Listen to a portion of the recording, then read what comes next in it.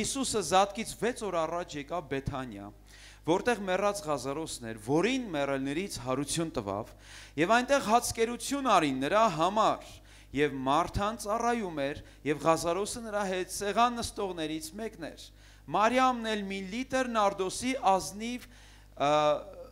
մեծագին յուղ առավ, Հիսուսի ոտքերը օծեց եւ իր մազերով սրբում էր նրա ոտքերը եւ տունը լցվեց յուղի հոտով։ Խոնարհեցնենք մեր գլուխները Տիրոջ առաջ եւ հիմա պետք է խնդրենք, որ Սուրբ Հոգին մեզ համար բացի այս ավետարանական պատմության իսկական բունեությունը եւ խնդրում ենք քեզ ով Տեր, որ մեր աչքերը բացես, որ տեսնելով տեսնենք եւ ականջները բացես, որ լսելով լսենք քո խոսքը եւ քո խոսքը մեր մեջ պտուղ բերի 30, 60 եւ 100-պատիկ։ Թույլ մի տուր, որ մտածրիվ թրջունները գան եւ գողանան մեր ուշադրությունը, թույլ մի տուր, որ մեր մեջ փշեր ու քարեր առաջանան, որ քո սերմերը ճանապարհի եզրին էլ չընկնեն, այլ մեր սրտի խորությունների մեջ հայտնվեն, որ առատ պտուղ բերեն Հիսուսի անունով։ Ամեն։ Մեկ ուրիշ խոսք եմ ցանկանում կարդալ ձեզ համար, Երկրորդ Կորինթացիներ 4-րդ գլուխ 7-րդ խոսքը։ Արդեն Աշոտ եղբայրը գեղեցիկ հատված կարդաց մեզ համար Երկրորդ Կորինթացիներից, Երկրորդ Կորինթացիներ 4-րդ գլուխ 7-րդ խոսք։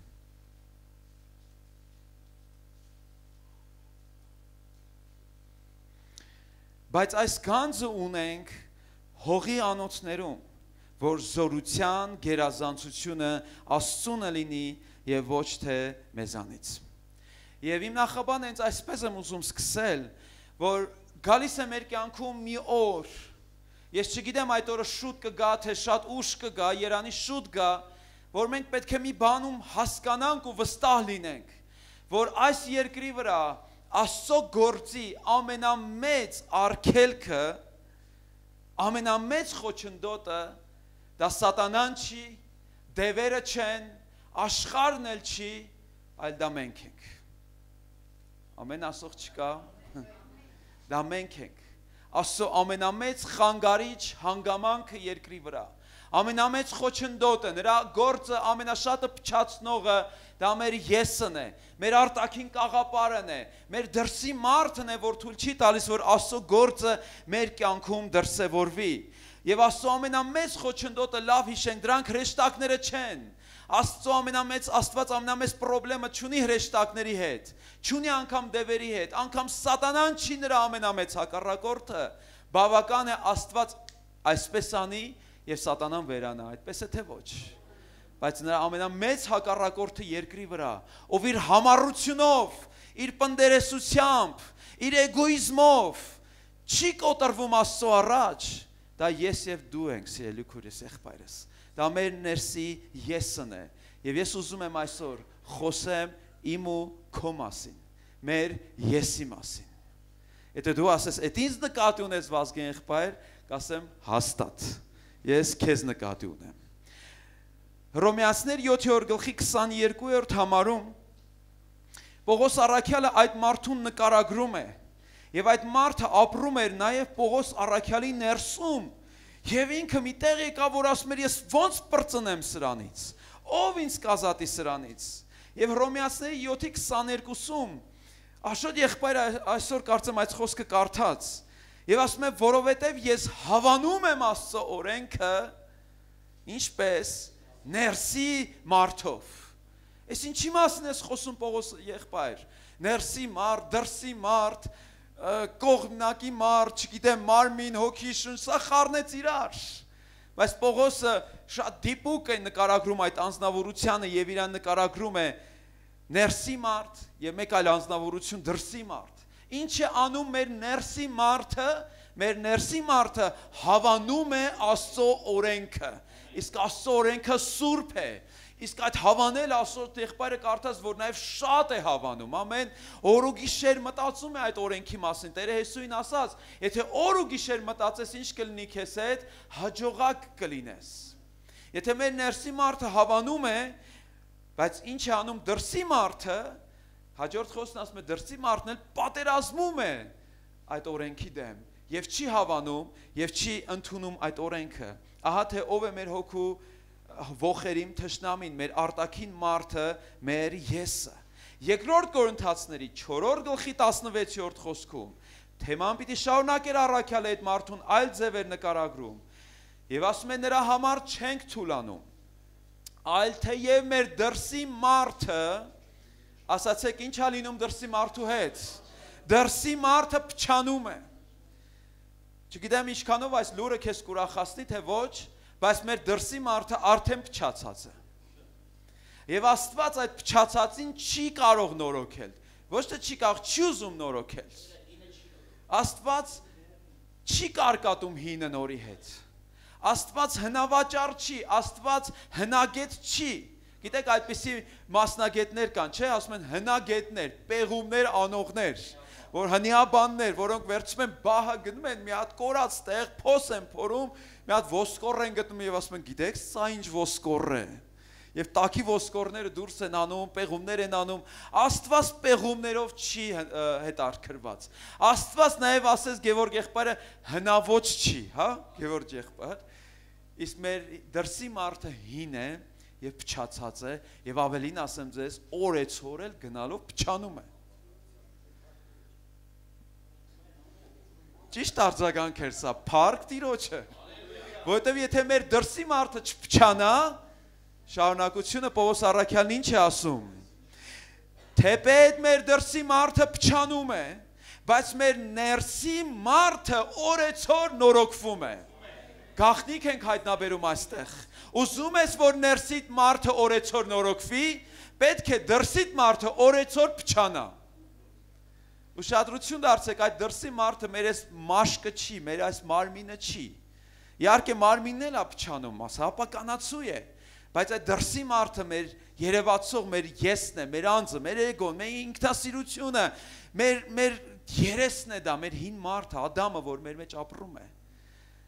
Դրա համար Աստված, եթե փչացած է մեր մարմինը, Աստված նորոգում է եւ փառք Աստծո։ Որովհետեւ ապաշխարության ու վերստին ծննդյան միջոցով մեր մարմինը այլևս չի դառնում այն ապականացում, որ աշխարհում էր, մեր մարմինը դառնում է Սուրբ Հոգու ինչը տաճար։ Իսկ Սուրբ Հոգին իր տունը միշտ նորոգում է, միշտ մաքրում է եւ սրբում է, բայց այս դրսի մարդը այս մաշկը չի, այս մարմինն էլ չի, դա մեր եսն է, դա մեր ադամական բնությունն է եւ նորից այստեղ կանգնում ենք այս սահմանման առաջ, ուզում ես ներսիդ մարդը օրեցօր զորանա, դու պետք է դրսի մարդին այնպես անես, որ օրեցօր փչանա։ Եվ մենք այսօր խոսելու ենք դրա մասին, ինչպես փչացնենք դրսի մարդուն։ Խոստովանենք մենք փչացնելուց շատ թմուտ մասնագետներ ենք։ Փոքր տարիքի ժամանակ ինչքան բաներ ենք փչացրել։ Հերոստացույց, մեքենա, խաղալիքներ, չէ, միշտ քանդել ենք մտածելով, որ հավաքելը հետո շատ հեշտ է լինելու, եւ այդպես ինչքան տես փչացած բաներ կան մեր տների մեջ, որոնք հետո թափվել են։ Մենք այսօր մեր մասնագիտությունը շարունակելու ենք փչացնենք դրսի մարդուն։ Չեք ուզում։ Ինչու, որպեսզի մեր ներսի մարդը զորանա։ Նորից կարդամ այդ խոսքերը։ Թեպետ մեր դրսի մարդը փչանում է, բայց մեր ներսի մարդը օրեցօր նորոգվում է։ Հիմա ուշադրություն տեսեք ինչպես է փչանում դրսի մարդը։ 17-րդ խոսքն ասում է, որովհետև մեր այժմյան թեթև նեղությունները, ասացեք ինձ խնդրեմ, ինչով է փչանում դրսի մարդը։ Նեղություններով։ Նեղությունները փչացնում են նրան։ Մեր եսը չի սիրում նեղություն, նկատել եք ժողովուրդ։ Ինչ է սիրում մեր եսը, կոմֆորտ, կոֆե եւ կոմֆորտ։ Եվ իրան խանգարիչ ոչ մի հանգամանք չլինի։ Ես զբաղված եմ, ինչ ես անում, կոֆե եմ խմում։ Շատ լուրջ գործ եմ անում։ Այո, ես պիտի վայելեմ այս կյանքը։ Մի կյանք է տրված, գիտեք, սա ճիշտ արտահայտություն է։ Այո, եսի համար մի կյանք է ընդամենը տրված։ Եվ այն մարդը, որ ասում է մի կյանք է ինձ տրված, ինքը շատ լավ գիտի։ Այո, իր դրսի մարդու համար մի շանս, մի կյանք է տրված։ Դա համար ուզում այնք առավելագույնն օգտվի դրանից, որտեղ վաղ ինքը մեռնելու է տանջվի դժոխքի կրակների մեջ։ Ինքը գիտի, որ ինքը դրախտ չի գնալու։ Դա համար ասում է, գոնե երկրի վրա վայելեմ այս կյանքը, գոնե այս վայելքները հիմա վայելեմ, վաղը ես գիտեմ, ես հաստատ գիտեմ, ես այնտեղ եմ լինելու։ Դրա համար նա ամեն ձևով փորձում է հարմարավետության մեջ իրան մտցնի։ Մեր թեթև ասում անգամ նեղությունները մեր դրսի մարդուն փչացնում են։ Գիտեք, այդ նեղությունը մենակ ֆինանսական նեղությունը չի։ Մեկը կարող է գա եւ ասի ինձ նեղացրել են։ Ես այդ մարդուն կասեմ փառք Տիրոջը, որ քեզ նեղացրել են։ Ես հիշում եմ Ռաֆայել եղբոր պատմությունը։ Ասում է, երբ որ ինձ հավատքի համար այդ քոլեջներ ուսումնարանում էր, ֆիզմատ ուսումնարանում, ասում է տարան շան լապը թափին գլխից, պապայից կանչեցին, այդ կոմունիստները, չգիտեմ ինչեր, հայոյանքն իրան թերթի են տվել, խայտառակել են հանրապետությունով, մեկ կանչել են լսարանի առաջ, իրան պախարակել են, վերջը այդպես խայտառակված, ասում է գնացի հովվիս մոտ, հոնգոր լացում եմ, ասում եմ հովիվ ջան, ինձ գիտես ինչ օրն են գցել, ինչ են արել ինձ, ինչ ձև խայտառակեցին, հովիվն է Սամվել Նավոյանն էր, ասում է նայեց ինձ, ասեց Ռաֆիկ ջան, ինձ ճիշտն ասա, իսկ քեզ ծեծել են, ասեց չէ, ինձ չեն ծեծել, ասեց նայեց ինձ եւ ասեց ափսոս, որովհետեւ ամեն հարվածների ժամանակ Քրիստոսից վարձատրություն պիտի ստանայիր։ Գիտեք, մեր դրսի մարդը չի ուզում հալածվել, չի ուզում, որ իրան նեղացնեն, իրան ճնշեն, իրան ճզմեն, բայց մեր ներսի մարդն ինչ է ասում, տեղն է քեզ, քիչ է քեզ, ավելի շատ պիտի քեզ անեն այդպես։ Գիտեք ինչու,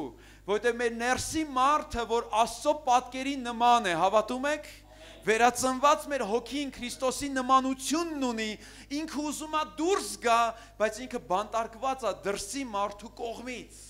Եվ այդ դրսի մարդն իրան թույլ չի տալիս, որ ինքը երևա մեր մեջ, արտահայտվի մեր մեջ, դրա համար, որպեսզի երևա, նա պետքա ճեղքի այդ դրսի մարդուն, նա պիտի պատառոտի նրան, որ արտահայտվի, եւ այդ երկուսը մեր մեջ են ապրում։ Հովհաննես Ավետարան 12:24 խոսքում Հիսուսն ասաց, եթե ցորենի հատը չընկնի գետնի մեջ, եւ մենակ չմնա, եւ չմեռնի, ինքը պտուղ չի տա։ Սա է աստվածային օրենքը եւ սկզբունքը, սիրելիներ։ Ինչ կա ցորենի հատի մեջ, կա կյանք, այդ սերմի մեջ կա կյանք, այդ սերմի մեջ կա հաց, որ կարող է կշտացնել մարդկանց, այդ սերմի մեջ կա 100 սերմեր։ Ինչ կա մեր մեջ կա Աստծո կյանքը։ Ես վստահ եմ դա ասում, քո մեջ Աստծո կյանքը կա։ Քո մեջ Աստծո սերմը կա, քույրս եղբայրս։ Քո մեջ կա Քրիստոսի բովանդակությունը, լիությունը, եւ դա երբեք չի դրսևորվի, եթե քո դրսի մարդը չմեռնի։ Հասկը, այդ հատիկը հասկ չի դառնա, եթե իր կապիճը, այդպես են չի ասում իր արտաքին շերտը, կապիճը չպատառոտվի, չճեղքվի, ինքը այդպես էլ կոշտ հատիկ կմնա, ոչինչ չասող, ոչինչ չտվող։ Բայց եթե ուզում ես, որ Քրիստոսի կյանքը քո մեջ դուրս գա, դու պետքա մեռնես։ Քո արտաքին կաղապարը պետքա ջարդվի, կոտրվի, խոնավանա, նեխի, տեսել եք նեխած այդ կապիճը ինչպես է երևում։ Երբ որ ցորենի հատիկը դուրս է գալիս, հասկը դուրս է գալիս եւ իր գլխիկի վրա այդ նեխած արդեն քայքայված շերտն է։ Աստված ուզում է այդպես մեզ վերափոխի, քույրեր եղբայրներ։ Առաջի խոսքը, որ կարդացինք պատմության մեջ, Հովհաննես Ավետարանում Մարիամի մասին էր, որ բերեց անուշ յուղը եւ ինչ արեց, կոտրեց այդ ամանը եւ յուղը թափեց Հիսուսի ոտքերի առաջ։ Մենք այսօր կտեսնենք, որ մենք ծառաներ ենք Տիրոջ, որ մենք Տիրոջ անոթներն ենք, որ մեր ներսում կա յուղ եւ այդ յուղը երբեք չի դրսևորվի, եթե մենք այն չկոտրենք։ Հասկանում եք։ Եվ ես մի քանի կետեր եմ գրել, այսօր ավելի շատ ոչ թե ուզում եմ քարոզեմ, այլ կիսվեմ ձեզ հետ, ինչպես կոտրվել Աստծո առաջ։ Ես առաջի կետը, որ իմ կյանքում եմ հայտնաբերում, սա է, ծառա լինելը դա ամենալավ կոտրվածությունն է։ Դեք մենք սիրում ենք թագավորել։ Մենք սիրում ենք պատգամներ լսել, որ ասում են դուք թագավորներ եք Հիսուս Քրիստոսով։ Դա ճիշտ է, բայց մինչև դու ծառա չլինես, դու երբեք չես թագավորի։ Սա լավագույն ճանապարհն է Աստծո առաջ կոտրվելու։ Գիտեք, սա այդքան էլ մոդայիկ թեմա չի։ Սա պահանջված թեմա չի, որ քարոզիչները քարոզեն եւ ասեն եկեք ծառաներ լինենք։ Բայց սա ամենակարևոր թեմաներից մեկն է, որտեղ մեզ սովորեցնում են լինել ինչպես լինել եսակենտրոն, ինչպես ապրել հարմարավետ, ինչպես հասնել երջանկության, հաջողության, բայց ես այսօր ուզում եմ ձեզ պատասխանատվությամբ հայտարարել։ Ցույց տվեք ինձ եսակենտրոն մարդու եւ ես ձեզ ցույց կտամ դժբախտ ու չբավարարված մարդու։ Որովհետեւ եսակենտրոն մարդը ինչ է, նա դժբախտ է եւ նա չբավարարված է։ Նա միշտ կարոտ է ինչ որ մի բանի, որ ուզում է հասնել։ Եվ ցավում եմ, որ շատ քրիստոնյաներ եսակենտրոն են ու պտտվում են իրանց անձնական եսի շուրջը։ Ինչպես կոտրենք այդ պտույտը, երբ որ այդ եսին դու ծառայացնում ես եւ խոնարհեցնում ես Աստծո առաջ։ Դու գիտեք, ծառայելը դա երկրի վրա երևույթ չէ, դա հավիտենական սկզբունք է։ Ծառայությունը սկիզբ է առել բուն Աստծուց եւ դա հավիտենական է լինելու։ Ասեք, որտեղից ես դա գիտեմ։ Աստծո խոսքն է դա ինձ հուշում։ Որդին հոր ծառան է։ Հոգին, Սուրբ Հոգին, հոր եւ որդու ծառան է։ Եվ նա սպասավորում է նրանց։ Մի քիչ կարող մեզ համար շատ խորթ է հնչում, բայց չի նշանակում, թե ծառա ուրեմն երկրորդ, երրորդ սորտի անձնավորություն։ Մատթեոս ավետարան 12-28 խոսքը շատ զորավոր մի խոսք է, Հիսուսի մասին է այս խոսքերը։ Տեսեք ինչ է ասում Աստծո հավիտենական խոսքը Հիսուսի մասին։ Մատթեոս ավետարան 12 կկարդամ ձեզ համար 18-րդ խոսքից։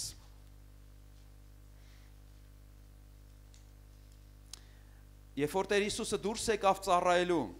ահա Աստծո խոսքն ինչ է ասում. ահա իմ ծառան։ Ինչ է ասում հայրը որդու համար, նա իմ ծառան է։ Ահա իմ ծառան, եւ իմ սիրելին, որին իմ անձը հավանել է։ Իմ հոգին նրա վրա կդնեմ, եւ նա հեթանոսներին իրավունք կպատմի։ Նա ոչ կհակառակվի, ոչ կաղաղակի, ոչ էլ հրապարակների մեջ մեկը նրա ձայնը կլսի, ջախջախված եղեգը չի փշրի եւ հանգչող պատրույքը չի հանգցնի, մինչեւ որ դատաստանը հաղթության հասցնի։ Ինչ է, ինչպես է կոչվում Տեր Հիսուսը, Աստծո ծառա։ Դա համար երբ որ ինչ որ մեկին դու առաջարկում ես ծառայություն եւ մարդ կարող ասի, ինձ դուք մի ասեք ես ինչ անեմ, ես ում ծառայեմ, նշանակում է իր եսը դեռ չի կոտրվել այդ անձնավորության եւ նա չի ուզում Հիսուսի նման լինի։ Իսկ Հիսուսը հոր ինչն է, ծառան է։ Եվ սա հավիտենական սկզբունք է։ Մատթեոս 20-28-ում տեսնում ենք Տեր Հիսուսի հայտարարությունը ինքն իր մասին ինչ ասաց։ Գիտեք, սա այն ստրկության մասին չի այս ծառայությունը։ Սա այդ վախի ոգու մասին չի, որ մեզ ստրկացնում է։ Սա մեր սիրո կամավոր ծառայությունն է մեր հորը։ Մատթեոս ավետարան 20-28-ում Տեր Հիսուսը հայտարարեց. Մարդի որդին չեկավ, իմիջիայլոց Հիսուսը քանի անգամ է իրան ինչ հայտարարում, մարդի որդի։ Թեպետ նա Աստծո որդի էր, բայց իրան մարդու որդուն նույնացրեց։ Մարդի որդին չեկավ, որ իրան ծառայեն, այլ որ ինքը ծառայի։ Եվ շատերի փոխարեն իր անձը փրկանք տա։ Ինչ է անում Հիսուսը, ինչի համար եկավ, որ ինձ ու քեզ ծառայի։ Եթե դու այսօր չես ուզում քո քրոջն ու քո եղբորը ծառայես, նշանակում է դու մարդի որդու նմանությունը չունես քո մեջ։ Եթե դու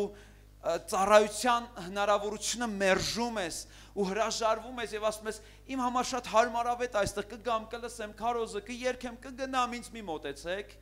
նշանակում է դու չես կատարում Հիսուսի բնույթը չունես քո ներսում, որն է Հիսուսի բնույթը։ Ես եկել եմ ծառայելու եւ ոչ թե ծառայություն ընդունելու։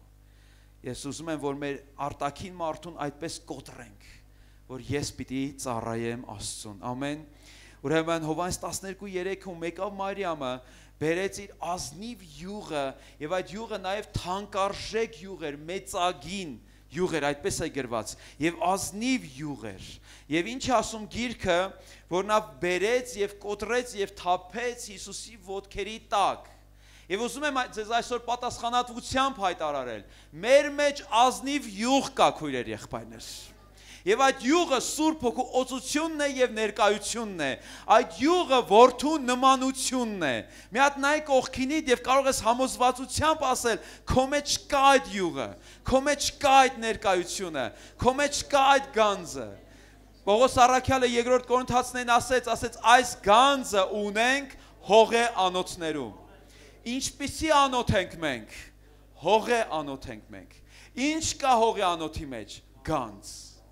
Բայց գիտեք մենք այդ հողի անոթը ավելի ենք խնամում ու խնայում եւ արժեվորում, քան թե նրա միջի գանձը։ Վերցնում ենք ու փայփայում ենք ու շոյում ենք, քան թե այդ գանձը։ Մարիամը, եթե պատկերացեք, ափսոսար այդ անոթը։ Եվ այսօր ափսոս այս անոթն էլ է թանկ։ Եվ նա իր պաշտամունքը չաներ, նա շատ բան բաց կթողներ։ Ես ուզում եմ, որ այսօր թույլ տանք Սուրբ Հոգին մեր անոթը ջարդի, որ մեր միջի գանձը հայտնվի։ Այստեղ հարց, երբ կհայտնվի մեր միջի յուղը, երբ որ քո անոթը կոտրվի, երբ կհայտնվի քո միջի գանձը, երբ որ քո անոթը ջարդվի։ Իսկ երբ կջարդվի, երբ որ դու թույլ տաս, որ այդ գործողությունը կատարվի։ Ես ուզում եմ ձեզ այսօր պատասխանատվությամբ հայտարարել, Աստված ուզում է ջարդել մեզ։ Դժվար է սրան ամեն ասելը, բայց Աստված ուզում է ջարդել մեզ։ Ես արտասահմանում մի գրախանութում այսպիսի գիր տեսա, ափսոսում եմ, որ չեմ առել, բայց իր վերնագիրը շատ հետաքրքիր էր, այսպես էր հնչում. օգնեք ինձ, Աստված ուզում է ինձ սպանել։ Ես արդեն հասկանում եմ ինչա բովանդակությունը, բայց նման մարդուն օգնել պետք չի։ Մենք իրան պետք է ասենք գնա մեռի, թող Աստված քեզ սպանի։ Գիտեք, շատ անգամ խնդիրն այն է, որ մենք ոչ թե յուղն ենք գնահատում, այլ անոթը։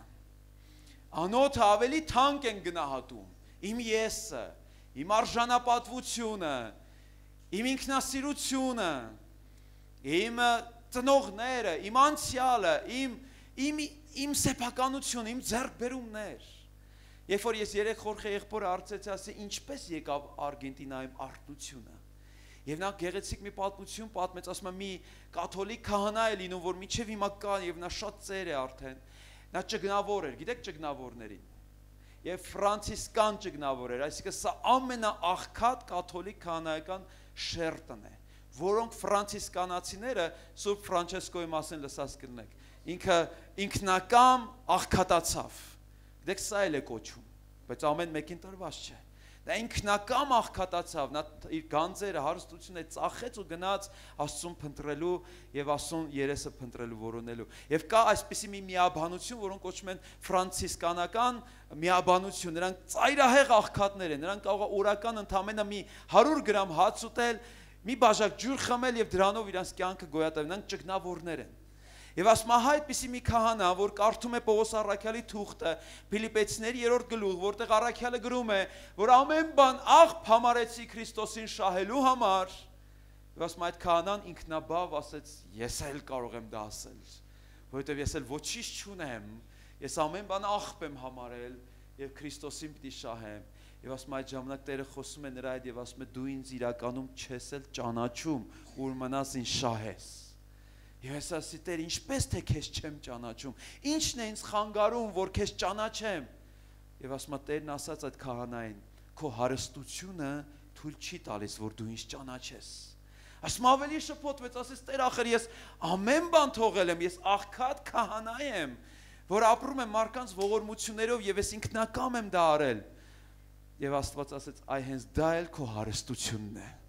Դու միշտ դրանով պարծենում ես եւ թույլ չես տալիս, որ ես քեզ մոտենամ ու դու ինձ ճանաչես, դա դարձել է քո կենսակերպը, քո ապրելակերպը, քո կաղապարը, եւ դու շատ լավ ես այդտեղ զգում։ Ես ուզում եմ դա ջարդեմ քո կյանքից։ Եվ Աստված նրան դուրս է անում այդ կաղապարից, ասում է գնում է, լցվում է Սուրբ Հոգով, մկրտվում է, գալիս է կաթոլիկների մեջ, կրակ է վառում եւ ասում է այսօր միլիոնավորներ, միայն ասում է Արգենտինայում 4 միլիոն Սուրբ Հոգու պարգևն ունեցող հավատացյալներ կան 50 տարվա ընթացքում։ Մեր մեջ այդ ազնիվ յուղը կա։ Եվ Տերն ուզում է գործածել մեզ, օրհնել մեզ, մեր մեջ ցույց տալ իր փառքը, իր երեսը, իր բնավորությունը, բայց մի բան է խանգարում։ Դա մեր արտաքին կեղևն է, որ պետքա ճեղքվի։ Խնդիրն այն է, որ մենք մեր անոթը ավելի թանկ են գնահատում, քան մեր բովանդակությունը։ Ես կարևոր եմ, ես շատ թանկ եմ։ Եվ գիտեք, մեր գինը սկսում է երբ բարձրանալ համեմատության ժամանակ։ Երբ որ մենք սկսում ենք ուրիշների հետ համեմատվել, ես նրա նման չեմ, ես այն մեկի նման էլ չեմ, ես իրապես կեղծավոր չեմ, ես եմ։ Եվ մեկը լինի այդ եսին ասի փառք ես։ Մի անգամ այդպեսի մի դեպք եղավ, մի եղբայր մոտեցավ, հետո եղած դեպքերը արդեն կատակ էր, բայց մի եղբայր մոտեցավ եւ հավաքված են եղբայրները ասում, եղբայրներ ջան, մի հատ վկայություն եմ ուզում տամ։ Գիտեք, վկայությունը միշտ Տիրոջ մասին է, չէ՞, թե ինչ արեց Տերը։ Բայց մարդիկ կան իրանց վկայությունը այսպեսին է, ինչ արեց Տերը իմ միջոցով։ Ես էլ արեցի։ Եվ ես սկսես պատմել, ես գնացի այստեղ, ես գնացի այնտեղ, ես ձեռս դրի, ընկավ գետնին, սկսեց ազատագրվել, ես հետո ձեռս դրի, այս բանն եղավ, փախավ դևը, հիվանդությունները բժշկվեցին, ես տեսեք, ես մի օծություն ունեմ, որ դուք չունեք։ Ես նայեցի իրան ասի, փառք ես, եղբայր։ Ո շփոթվեց, ասես ոնց թե փառք ես։ Այդ չես ինձ ասում, այո, ասի, փառք ես ու պատիվ քեզ, Հավիտյանս, Հավիտենից, ամեն։ Եվ ժամանակ խելքի եկավ, ասեց հասկացա։ Ամբողջ փառքը Տիրոջն է, ամեն։ Մեր եսը սիրում է իրան գնահատվածը զգա, սիրում է իրան արժևորվածը զգա, թանկ գին տան իրան, անընդհատ ինքը շոյվի եւ անընդհատ իրան համեմատի մյուսների հետ, եւ մենք փորձում ենք փրկել մի անոթ, որին Աստված ուզում է ջարդել։ Ինչքան տանը ունենք նման հնություններ, որ ամեն անգամ, երբ որ մի բան ուզում ենք գցենք, հետո ինչ ենք ասում, ափսոս եմ։ Եվ ինչքան տես ափսոսանքի ապրանքներ ունենք մեր տանը, որ մեզ պետք չի։ Մեզ երբեք դա պետք չի գալու, բայց մենք միշտ ասում ենք ափսոս է։ Եվ որքան նման հնություններ ունենք մեր ներսում, որոնք Աստված ասում է աղբ է, մենք ասում ենք ափսոս է։ Աստված ասում է թափիր, մենք ասում ենք թող մնա։ Եվ դրանք սկսում են մեր կյանքը քայքայել։ Եվ դրա պատճառով մենք կորցնում ենք մեր ներսի մարդու իր բնավորությունը չի դրսևորվում։ Ուրեմն երկրորդ Կորինթացիներ 4:7 մեր մեջ ինչ կա, գանձ կա։ Ամեն մեկից մեջ Աստված գանձ է դրել։ Ով է այդ գանձը, Քրիստոսն է մեր մեջ։ Դա նրա բնավորությունն է մեր մեջ։ Այստեղ չկա մարդ ու մեջ գանձ դրված չլինի։ Եթե դու նրան ընդունել ես Տեր ու Փրկիչ եւ նա քո սրտի մեջ է, գանձը արդեն մեջդ է։ Բայց մի խնդրեմ ունես քույրս եղբայրս։ Քանի անգամ ես հասկացել, որ այդ գանձը չի երևում, չի դրսևորվում, որովհետեւ չես կոտրվում Աստծո առաջ։ Եվ որոշ մարդկանց կյանքում այս ընթացքը կոտրվելու կարող է տեղի ունենալ իրենց ապաշխարության առաջին իսկ օրը, իսկ որոշների կյանքում 10 տարի, 20 տարի, 30 տարի Աստված ուզում է իրան ջարդի, ինք ավելի է կարծրանում։ Աստված ուզում է կոտրի, նա ավելի է պաշտպանում, եւ մենք դառնում ենք մեր անոթների փրկիչները։ Առանց հասկանալու, որ այդ անոթները մեզ կործանելու են վերջում սիրելիներ։ Եվ մենք փախնում ենք Աստծո երեսից անընդհատ։ Ես ուզում եմ, որ Աստծո ժամանակը չչարաշահենք քույրս եղբայրս, ասենք այսօր եւ հիմա արա այդ գործողությունը, որովհետեւ ոչինչ ավելի ողբալի չէ, քան Աստծո ժամանակը վատնելը։ Ես ցավում եմ, ես 3 գիշերն էի մտածում, ասում եմ, Տեր, դու 6 օրում ինչ արեց Աստված 6 օրում։ Մի հատ պատկերացրեք, ինչ արեց Աստված 6 օրում։ Ինչ որ մենք տեսնում ենք, նա արել է 6 օրում, այդպես է թե չէ։ Շատ ֆիզիկոսներ, գիտնականներ կասեն, դա ցնդաբանություն է, ես հավատում եմ, որ Աստված 6 օրում է արարել։ Գուցե ինչ-որ մեկը կասի, այդ մի օրը 1 միլիոն տարիներ, ես պրիմիտիվ եմ, ես ասում եմ, դա մի օր է իմ համար, չգիտեմ, Աստծո մի օրն է, այո։ 6 օրում 3 խոսում է Տիրոջ հետ, ասում եմ, Տեր, դու 6 օրում այս ամեն ինչը ստեղծեցիր։ Բայց դու 6 տարում, 16 տարում, 26 տարում քեզ չի հաջողվում մեր էգոն ջարդել ու կոտրել։ Աստծուն հաջողվեց 6 օրում ամեն ինչ իդեալական արարել, բայց տարիներ շարունակ նրան չի հաջողվում հավատացյալների եսը կոտրել եւ իր էությունը մեր մեջ ի հայտ բերել։ Եվ սա ողբերգական իրավիճակ է։ Եկեք չերկարացնենք Աստծո, չչարաշահենք նրա համբերությունը, ամեն։ Եվ նրան առիթ տանք, որ մեզ շուտ ջարդի։ Ես չգիտեմ, քանիսներս ենք նման աղոթք արել, շատ ռիսկային աղոթք է, շատ վտանգավոր աղոթք է, բայց շատ կարևոր աղոթք է, եւ այդ աղոթքը սա է, Աստված կոտրիր ինձ։ Աղոթել եք նման աղոթ, թե չէ։ Եթե չեք աղոթել, փորձեք։ Մի վախեցեք, ցավալի կլինի, բայց արդյունքը շատ քաղցր է լինելու։ Մտածեք, մի շտապեք, մի վռազեք, բայց մտածելով լուրջ աղոթեք այդ աղոթքը, որ Աստված կոտրի ինձ։ Երկրորդ, ինչպես կարող ենք մենք կոտրվել, երբ որ մենք խոստովանում ենք եւ ապաշխարում ենք, հակառակվելու փոխարեն, պաշտպանվելու փոխարեն, դուք նկատել եք մենք ինչքան լավ դատապաշտպան կլինեինք։ Ինչի՞ չընտրեցինք փաստաբանական գործը, լավ իրավաբան կլինեինք, ումն ենք լավը պաշտպանում, ամենալավ էս աշխարհում ում ենք մենք պաշտպանում։ Այդ ես չէի ուզում, ուղղակի տենց ստացվեց։ Ես ինքն էր, ես չէի։ Հիշում եք ինչ ասեց Ադամը։ Այդ կինն էր, ես չէի։ Այն կինն էլ, որ դու տվեցիր։ Չտայր, չէ լինի տենց։ Այնպես որ դու ես մեղավոր, Աստված, ես մեղավոր չեմ։ Ինչքան ենք մենք խանդավառ մեզ պաշտպանում։ Ես, դուք ինձ չեք ճանաչում։ Մի անձնավորություն մի անգամ ասեց, մարդիկ ինձ ինչքան շատ են ճանաչում, այնքան շատ են սիրում։ Ես ասեցի, չգիտեմ ինչա քո մոտ տենց եղբայրս, իմ մոտ լրիվ հակառակն է։ Ինչքան ինձ շատ են ճանաչում, այնքան շատ են հիասթափվում ինձանից։ Որովհետև մեր ես այդպիսին է։ Մեր մեջ հիանալի բան չկա, քույրեր, եղբայրներ, այնպես չի, ին վրա մի ուրախացեք, ձեր մեջ էլ չկա։ Եվ երբ որ մենք ապաշխարում ենք, երբ որ մենք մեր եսի վրայից հանում ենք այդ թիկնոց ինքնարդարացման, հիշում եք առաջի բանը, որ Ադամն արեց որն էր, թաքնվեց, երկրորդ բանը, որ արեց որն էր, թզենու տերևներով ծածկոցներ շինեց իր համար։ Նա իրան անդադ ուզում էր ծածկեր, արդարացման, ինքնարդարացման ծածկոցների տակ, բայց գիտեք թզենու տերևը ինչ պրոբլեմ ունի։ Երբ որ արեգակը հորիզոնում է հայտնվում, եւ տերևը այլ սնուցում չի ստանում, ինքը հետ է փաթաթվում։ Եվ իր մերկությունը նորից ու բացվում է։ Դա համար Աստված ինչ նախատեսեց, նա գառան կաշիով պատեց Ադամին, որը մարգարեություն էր իր որդու մասին։ Եկեք այսօր այդ եսին խայտառակենք Տիրոջ առաջ։ Բացենք Տիրոջ առաջ։ Եվ ասենք Տերի միակ փրկությունը քո որդու գառան մեջ է։ Եվ խոստովանությունով գանք Տիրոջ առաջ։ Ես երկու հրաշալի մարդկանց եմ ճանաչում, որ ճանաչում են նաև Արմենը, Կարինեն,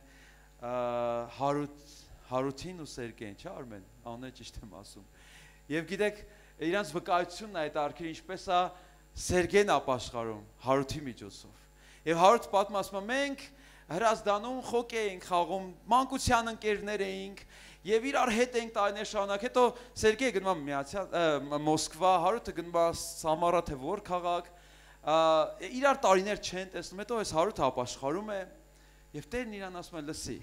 այն մեղքերը որ դու գործել ես Սերգեյի հանդեպ, այն պատանի տարիքին դու պիտի գնաս ու իրան խոստովանես։ Այդ կասեք ինչքան ծանր բան է, չէ՞։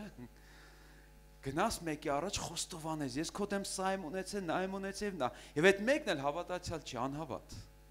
Եվ Սերգեյն ինձ պատմում, ասում է զանգում է Հարութը։ Ասում է գիտես Հարութ ջան, Սերգեյ ջան, հիշում ես, որ մենք այն ժամանակ խոկ էինք խաղում, հա։ Ես քեզ նախանձում էի այն ժամանակ։ Ես անընդհատ նենց էի անում, որ դու չհաղթեիր։ Ես անդադ ուզում եմ մրցակցեի քեզ հետ, որ դու ձախողվեիր։ Ես Հարութն ասում է, հա, հետո ինչ, երեխա ենք եղել։ Հետո ինչ։ Ասում է, չէ, ես ապաշխարել եմ հիմա, ես Տիրոջն եմ դարձել եկել։ Ես ուզում եմ, որ դու ինձ ներես, եղբայր։ Եվ գիտեք սա ինչ է։ Մարգարեորեն դատելով ասում է Հարութն ինչ արեց իրան, խայտառակեց։ Բայց եթե չխայտառակեր, Սերգեյը չէր ապաշխարի։ Եվ Սերգեյը մտածեց, ասեց Հարութ ընդամենը խակեի մեջ է ինձ այսպես բաներ արել։ Բայց ես իմ կյանքում ինչքան խարդախություններ եմ արել, ինչքան վատ մարդ եմ ես, ինչքան խաբեություններ եմ արել, եթե ինքը այդ փոքրիկ բանից է վատը զգացել, Աստծո առաջ ես ինչ եմ պատասխան տալու, եւ ինքն էլ եկավ ապաշխարության։ Այսօր երկուսով Տիրոջն են ծառայում, ես երկուսն էլ ճանաչում եմ եւ պատիվ եմ ունեցել հաղորդակցում։ Եվ գիտեք, երբ որ դու քեզ խայտառակում ես, դու քեզ էլ ես շահում, դիմացինն էլ ես շահում։ Երբ որ քո եսը բացում ես մարդկանց առաջ, եւ մենք կարիք չունենք մեր եսի փրկիչն ու դատապաշտպանը լինենք, մենք պետք է մեր եսը մատնենք Տիրոջ ձեռքերի մեջ, ամեն, եւ չափսոսանք քույրեր եղբայրներ։ Եթե այդ ժամանակ մենք դա հասկանանք, որ այն հանգամանքները, որ լինում էր մեր հետ, որ այն դռները, որ անդադ փակվում էին մեր առաջ, որ ինչին մենք ձեռք ենք տալիս չորանում էր, որ ինչ անում ենք չէր հաջողվում, կռվում ենք ու չէր ստացվում, եթե մենք հասկանանք, որ դա Աստված էր, մենք շատ շուտ կհասնենք օրհնության, բայց եթե մենք Հիսուսին Հիսուսի անով հակառակվենք, մենք ոչ մի հաջողության չենք հասնի։ Մենք պարզապես պիտի գիտակցենք, Տեր, ուրեմն դա դու էիր, դա դու էիր ինձ կոտրում, դու էիր ուզում ինձ ջարդեիր, դու էիր ուզում ինձ խոնարեցներ, հիմա ես դա տեսնում եմ, հիմա ես դա հասկանում եմ եւ քեզ փառք եմ տալիս եւ ասում եմ քիչ է ինձ համար, ավելին արա Տեր։ Եվ գիտեք այդ ժամանակ ինչ կանի Աստված գաղտնիք եմ ձեզ բացահայտում հիմա։ Երբ որ դու գաս այդ գագաթնակետին, երբ որ Աստծուն ասես ավելին արա, միանգամից ներ ձեռքերը քեզանից հետ կքաշի ու կասի սա հասկացավ։ Սա կոտրվեց, սա ջարդվեց, ես էլ իրան ջարդելու տեղ չունեմ։ Ինչ ասվեց Հիսուսի մասին։ Փշրված եղեգը չի ջախջախի Հիսուսը։ Որ եղեգը չի ջախջախի, այն որ արդեն փշրված է։ Գիտեք, եղեգը մերձավոր արևելքում շատ է օգտագործում, շինանյութի պես, նա շատ պինդ, տեսել ենք մենք այդ հսկա, այդ եղեգները չեն ինչ-որ այստեղ են, աստիճաններ են շինում, մարդիկ բարձրանում են, մի խոսքով շատ կարևոր բան է, բայց եթե դա ճաքեց, թափելու ենթակա բան է։ Եվ ինչ է ասում Աստված, եթե դու արդեն ճաքել ես, եթե դու արդեն կոտրվել ես, նա քեզ չի փշրի, իսկ եթե դու պինդ ես այդպես մնացել, նա ուզում է քեզ ջախջախի։ Հակոբը եղեգ էր, հիշում եք Հակոբին, հարևան Հակոբը չէ, այն Հակոբը, պինդ եղեգ էր, չկոտրվող եղեգ էր, անկարգ, խորամանկ, խաբեբա, ճարպի, քցող, վերջին տեղ ունեցավ իր հետ, եւ Աստված նայում էր, ասում էր, լավ տղա ես դու, բայց ես քեզ պիտի ջարդեմ։ Լավ բան կա քո մեջ, գանձ կա Հակոբ, այդ գանձի անունն էլ Իսրայել է, բայց մինչև ես քեզ չջարդեմ,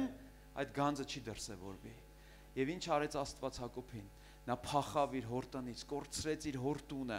իր եղբայրը դարձավ իր թշնամին, գնաց աներոջ տուն, աները իրան խաբեց, այն էլ քանի անգամ խաբեց, չէ, եկավ ինքն էլ աներոջ հետո խաբեց։ Եկավ իր խոստումների երկիրը, հրեշտակի հանդիպեց, հրեշտակը ցավացրեց իրան։ Ով է հիշում Պողոս առաքյալի խոսքերը, Աստված ինձ ինչ տվեց, մի հրեշտակ, որ ինչ անի, ինձ ցավացնի, որ ես ինչ չլնեմ, չգոռոզանամ։ Եվ հրեշտակն իրան տկարացրեց։ Եվ Դերեկպրինսը սիրուն է ասում, Հակոբ իր խոստումների երկիրը պիտի կաղ ոտքով մտներ, իր գավազանի վրա հենված, որ հասկանար, որ դեր ճարպկությունը չի, այլ Աստծո շնորհքն է։ Ով է հիշում Հակոբի վերջի օրերը, երբ որ նա իր թորներին պիտի օրհներ, ինչքան հուզիչ տեսարան, երբ որ նա կանգնեց փարավոնի առաջ, ինչ պատկառելի մարդ ենք տեսնում այդտեղ, արդեն այդ ճարպիկ Հակոբը չկար, որովհետև նա անցել էր վշտերի միջով, նա կորցրել էր իր ամենաթանկ որդուն, տարիներ իրանից լուրջ ուներ, ինքը սուքերի մեջ էր, հետ եկավ իր բաղձալի երկիր, իր ամենասիրելի կինը մահացավ, ինքը անցնում էր վշտերի միջով, ինչ էր սա, Աստված ասում էր, ես քեզ պիտի ջարդեմ Հակոբ, ես քեզ պիտի կոտրեմ, որովհետև դեռ մի քիչ էլ է բան մնացել քո մեջ։ Բայց երբ որ նա կանգնեց փարավոնի առաջ, դա այն Հակոբը չէր, դա Լաբանի տան Հակոբը չէր, դա Եսավին գցող Հակոբը չէր, դա Իսրայելն էր, որին Աստված ընտրել էր իր փառքի համար։ Եվ իր վերջի օրը սա էր, ասում են, նա վերցրեց իր գավազանը եւ խոնարհվեց իր գավազանի վրա եւ Եհովային երկրպագություն արեց եւ իր հոգին տվեց։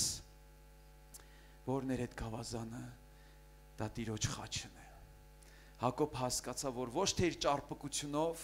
այլ Քրիստոսի խաչով է, որ նա կարող է հասնել իր օրհնություններին, ամեն։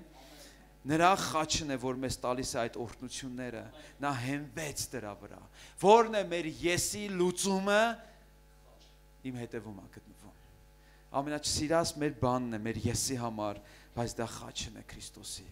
Ես կուզենամ, որ պատրաստվենք երկրպագել Տիրոջը, գալ նրա խաչի ներքո եւ ասել Տեր, կոտրիր իմ քարեղեն սիրտը։ Գիտեք, կոտրված մարդը իր կյանքում ունի սպիներ, ունի վերքեր։ Հիշում եք ինչ էր ասում առաքյալը, ամեն օր մեռնում եմ Քրիստոսի համար։ Ամեն օր իմ անձը խաչն եմ բարձրացնում։ Հենց դրանք են հանդիսանում այդ վերքերն են, ուշադիր լսեք հյուրեր եղբայրներ։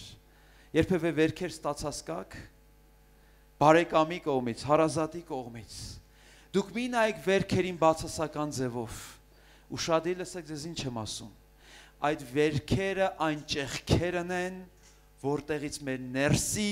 մարդը սկսում է դրսևորվել։ Եթե դու այդ վերքերը չունենաս քո կյանքում, քո ներսի մարդը չի դրսևորվի։ Դրանք այն ճեղքերն են, որտեղից այդ գանձը սկսում է շողշողալ եւ երևալ։ Եվ Հակոբը պիտի նման ձևով անցներ ճանապարհ։ Եվ ամենավերջում ինչու պետք է կոտրվենք, որովհետեւ Աստված Եսայա 57-րդ գլուխ 15-րդ խոսք Աստված բնակվում է կոտրված սիրտ ունեցող մարդկանց մեջ։ Քանի անգամ մենք ասենք սիրտս կոտրեց, սիրտս փշրեց, ես հիասթափված եմ, ես կոտրված եմ, փառք Տիրոջ։ Ուրեմն Աստված ուզում է գա եւ բնակվի քեզ հետ։ Մինչև դու չկոտրվես,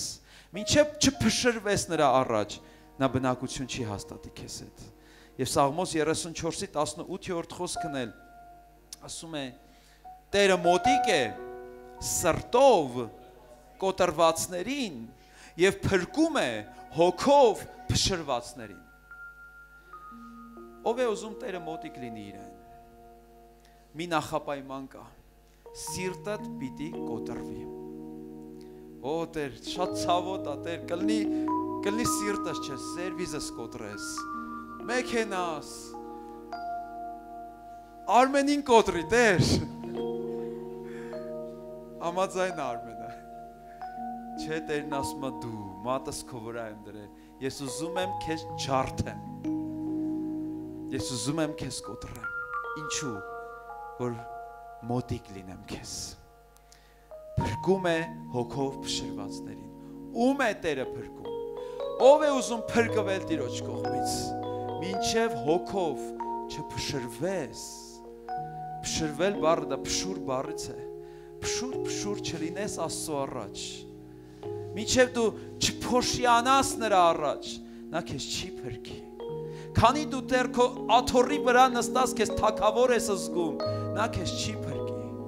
Մինչև նրա ոտքերի առաջ չխորտակվես ու չփշրվես։ Ու գիտեք, միշտ չի որ Աստված արտաքին կերպարանքով գալիս է եւ ասում է. Ես Աստված եմ, Աշոտ, արի ես գիշեր քեզ կոտրեմ։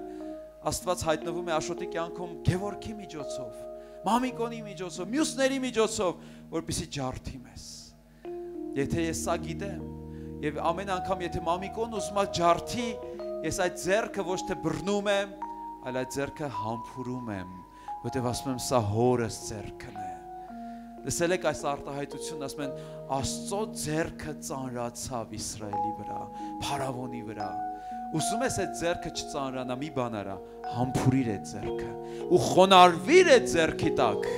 այդ ձեռքը քեզ կբարձրացնի ու էլ չի ցածրացնի։ Հիշում եք Աստված Հակոբին մի գաղտնիք ցույց տվեց, երբ որ նա փախնում էր, երազ տեսավ Հակոբը, եւ երազը ինչ էր, սանդուղք էր, վերև բարձրացող մի աստիճան էր, եւ Հակոբին մի բան էր սովորեցնում. Հակոբ, կյանքիդ ընթացքում դու պիտի աճես, դու պիտի բարձրանաս այդ աստիճանով։ Հետո եկավ Հիսուսն ասեց, որ այդ աստիճանը ես եմ, բայց ասեց ով որ այդ աստիճանով ուզում է բարձրանա, պետքա նախ ինչ լինի, խոնարհվի։ Դրա համար Աստված Հակոբին ցածրացնում էր, ցավացնում էր, հարվածում էր, խոնարհացնում էր եւ վերջում հասցրեց այդ բարձրունքին։ Եվ այսօր Աստված ով է կոչվում, ում Աստվածն է, Աբրահամի, Իսահակի եւ Հակոբի Աստված։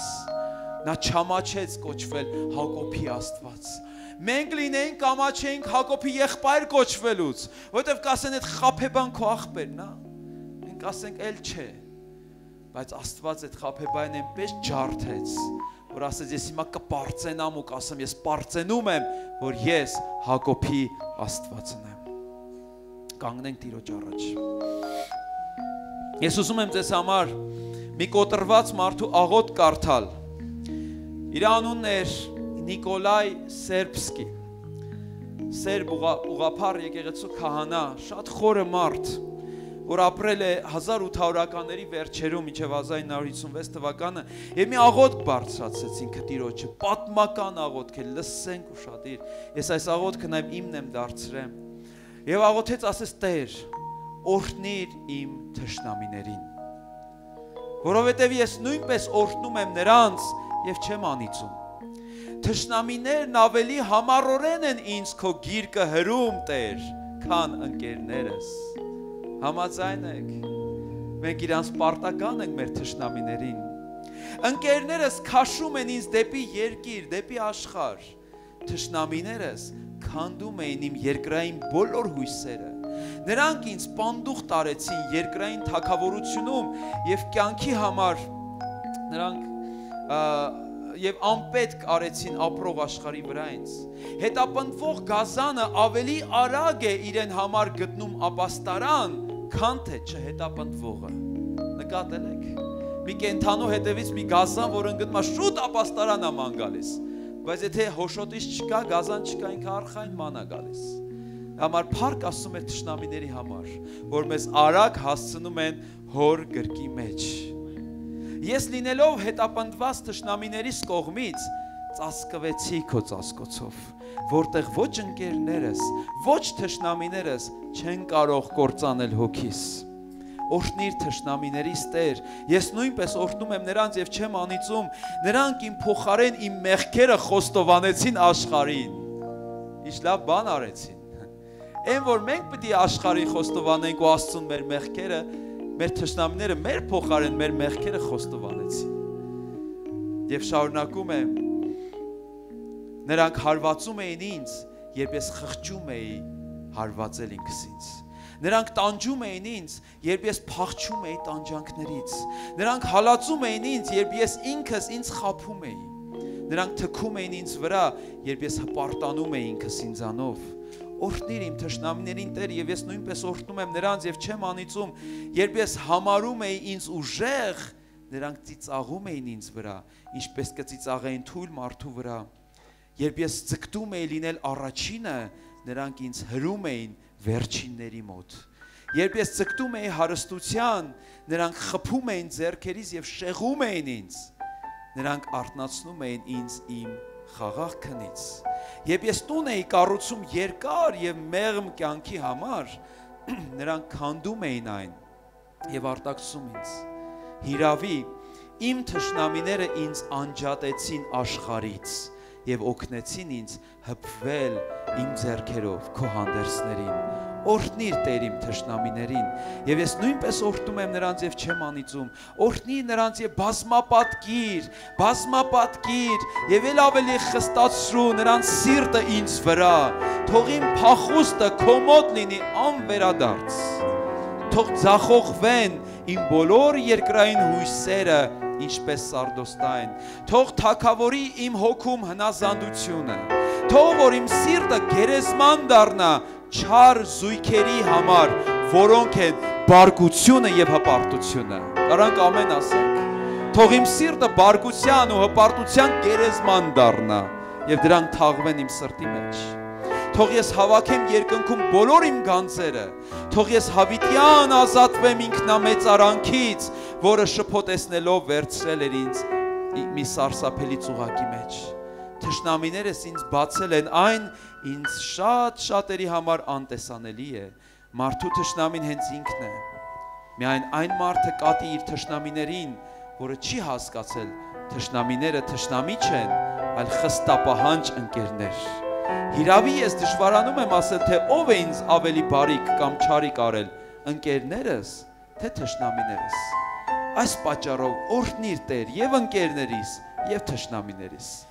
Ստրուկը անիծում է թշնամիներին, քանզի չի հասկանում, որդին օրհնում է նրանց, քանզի հասկանում է։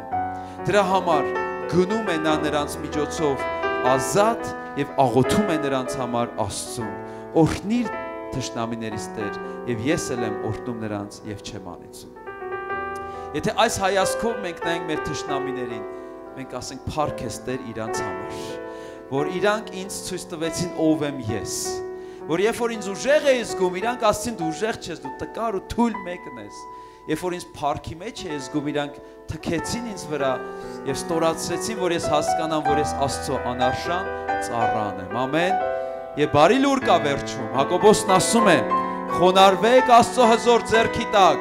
եւ նա ժամանակին ձեզ իշկանի կբարձրացնի։ Հիմա խոնարհեցնենք մեր գլուխները Տիրոջ առաջ սիրելիներ։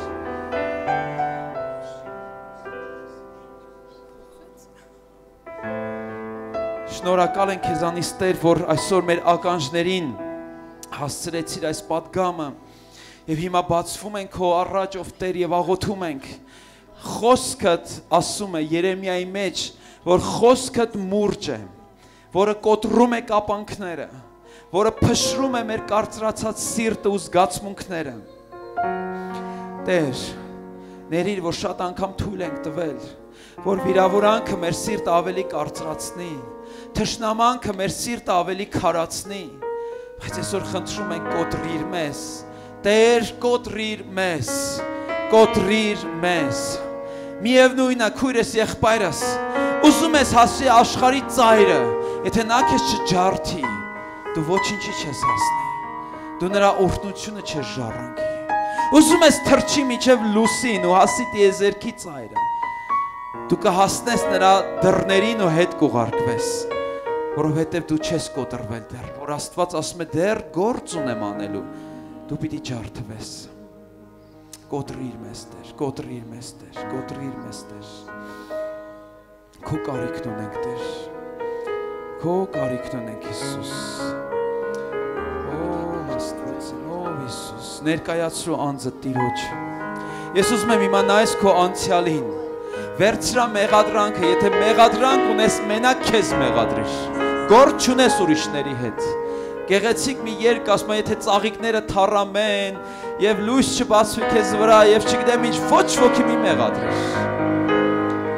այլ ինքդ քեզ մեղադրիր եւ ասա Տեր, քիչ է ինձ, ավելին ջարդիր, ավելին խոնարհեցրու, ավելին կոտրիր ինձ, մինչեւ որ Հիսուսի պատկերն իմ մեջ արտահայտվի,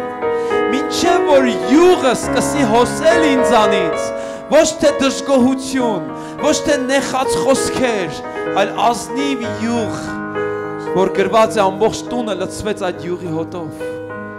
Ջարդիր, որ իմ միջի գանձը երևա, որ իմ միջի Քրիստոսը ի հայտ գա։ Փշրիր իմ քարեղեն սիրտը Տեր, կոտրիր իմ քարեղեն սիրտը Տեր, եւ ինձ փշուր արա իմ անձը, իմ եսը, ես մատնում եմ իրան քո ձեռքերի մեջ, խոստովանում եմ, այո, փախել եմ քեզանից, մեղք եմ գործել քո առաջ, այո, խոստովանում եմ, որ այդ եսս, իմ եսը, որին միշտ գովել եմ, ինքը շատ պիղծ արարած է, փչացած, նորոգման չի ենթարկվում ինքը, ենթակա չի նորոգվելու, եւ օրեցօր փչանում է,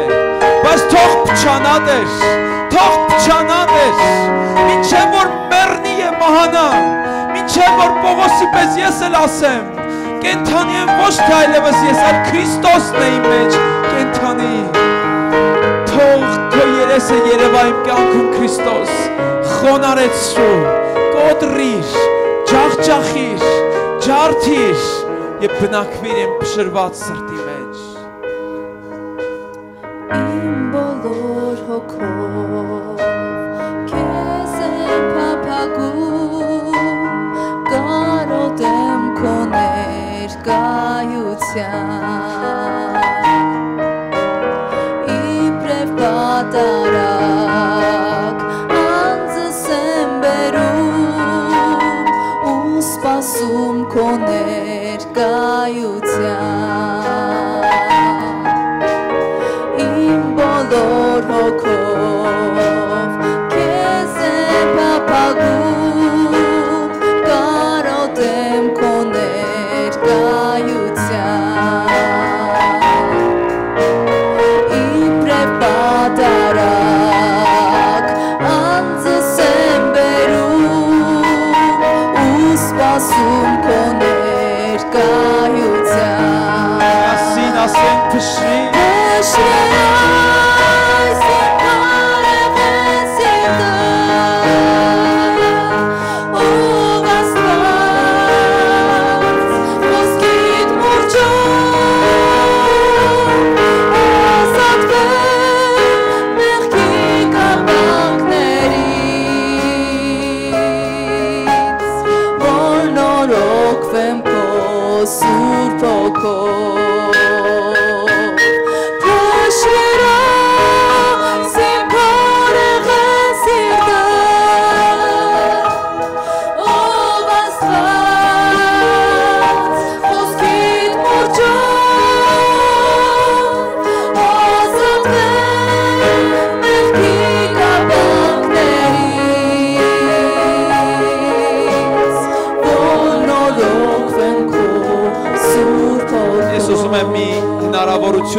ամեն մեկիս գալ Տիրոջ առաջ։ Սա քո շանսն է։ Եվ չխաբվես քո եսի համոզումով, որ եսը ասի ես սենյակում, ես առանձին անկյուն կգտնեմ կապ աշխարհեմ։ Եսը միշտ ուզում է թաքնվել, բայց այսօր եթե զգում ես, որ դու ես, եթե զգում ես, որ դու այդ Հակոբն ես, որին Աստված ուզում է Իսրայել սարքել, եթե զգում ես, որ Աստված ընկել է քո հետևից, որ քեզ կոտրի, քո ամենալավ շանսը սա կլինի, արի առաջ։ Ես գիտեմ դա բոլորիս է վերաբերվում, բայց եթե մասնավորապես զգում ես, դա քո խնդիրն է։ Եվ կարիք ունես կոտրվել Տիրոջ առաջ, համարձակվում եմ ասել, արի ծնկի արի նրա ներկայության մեջ։ Անձդ մատնիր։ Սա ամենալավ առիթն է քո եսը խայտառակելու, որպեսզի Հիսուսը փառավորվի։ Ամենալավ առիթն է քո եսը ջարդելու։ Մարիամ ասում է Հիսուսի ոտքերի տակ նստեց եւ իր անոթը ջարդեց։ Արի ծնկի արի նրա աչքի առաջ եւ քո արցունքները բաց թող նրա ոտքերի տակ։ Քո ապաշխարության լաց արձակի եւ ասա Տեր ներիր ինձ ողորմելիս, ներիր, որ փորձել եմ իմ կաշին փրկեմ առանց քեզ, ներիր Հիսուս, կոտրիր իմ կաղապարը, թող փչանա իմ դրսի մարդը, նորոգիր իմ ներսի մարդուն Հիսուս, ով Տեր շնորհակալություն քեզ Տեր։ Ծոմ ու աղոթքով